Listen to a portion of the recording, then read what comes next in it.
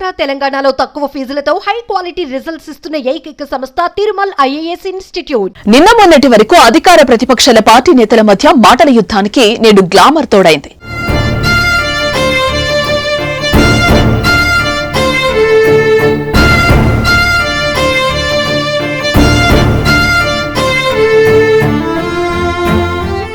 నటి సమంత నాగచైతన్య విడాకులపై తెలంగాణ మంత్రి కొండా సురేఖ చేసిన వ్యాఖ్యలు చిలికి చిలికి గాలి దుమారంలా మారాయి.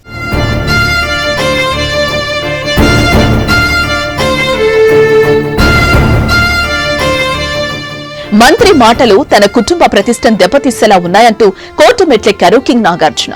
టాలీవుడ్ అగ్ర హీరో అక్కినేని నాగార్జున కుటుంబాన్ని నాగచైతన్య సమంత వ్యక్తిగత విచారణను ప్రస్తావిస్తూ మంత్రి కొండా సురేఖ చేసిన వ్యాఖ్యలు తెలుగు రాష్ట్రాల్లో తీవ్ర దుమారాన్ని రేపుతున్న సంగతి తెలిసిందే.